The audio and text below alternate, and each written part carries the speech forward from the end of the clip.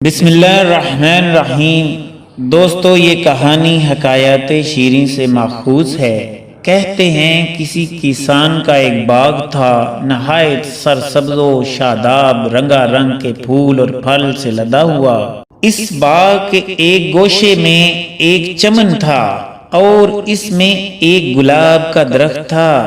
اس پودے کے اوپر بہت سے پھول کھلے ہوئے تھے، اس کی شاخیں تر و تازہ تھیں اور ان میں کثرت سے پھولوں کی وجہ سے بڑی رنگینی پیدا ہوتی تھی۔ صبح اٹھ کر باغبان اس چمن میں جاتا اور پھولوں کو دیکھ کر دل ہی دل میں خوش ہوتا۔ ایک دن باغبان پھولوں کی بہار دیکھ رہا تھا، ایک بلبل پر نگاہ پڑی، شاخ پر بیٹھی چہچہے لگا رہی تھی اور ایک پھول کی رنگین اور نازک پتیوں کو اپنی چونچ سے توڑ رہی تھی۔ باغبان پھولوں کی تباہی دیکھ کر بے چین ہوا، جال بچھایا اور بلبل کو پکڑ کر پنجرے میں بند کر دیا۔ بلبل نے عرض کی، اے عزیز، مجھ دکھیا کو تو نے کیوں قید کیا؟ میرا گھونسلہ تو تیرے ہی باغ میں ہے، میرے چہچہے تو یوں بھی سن سکتا ہے، قید کرنے سے کیا حاصل؟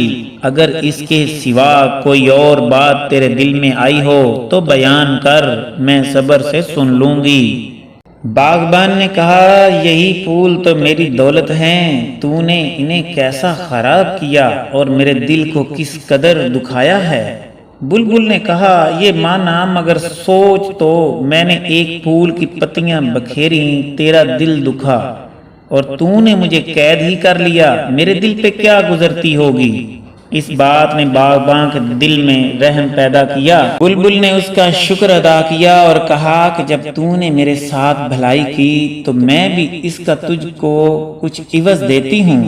دیکھ، جس درخت کے نیچے تو کھڑا ہے اس کی جڑ میں ایک گھڑا اشرفیوں سے گڑا ہوا ہے، اس کو نکال اور اپنے کام میں لا۔ باغبان نے وہ جگہ کھودی اور جو کچھ بلبل نے کہا تھا سچ نکلا۔ باغبان نے کہا، اے بلبل، اشرفیوں کا گھڑا تو زمین کے نیچے تجھے نظر آیا، لیکن جال پر تیری نگاہ نہ پڑی، یہ کیسے ہوا؟ تو بلبل نے جواب دیا، جب قضا آتی ہے تو آنکھیں اندھی ہو جاتی ہیں۔ تو دوستو، اس حکایت سے ہمیں یہ درس حیات ملتا ہے کہ کسی پر احسان کرو گے تو آپ پر بھی احسان کیا جائے گا۔ مزید ایسی ویڈیوز کو دیکھنے کے لیے ہمارے چینل کو سبسکرائب کر لیں۔ اگر ویڈیو اچھی لگی ہے تو اسے لائک کر دیں۔ عرفان فانی کو اجازت دیجیے، اللہ حافظ۔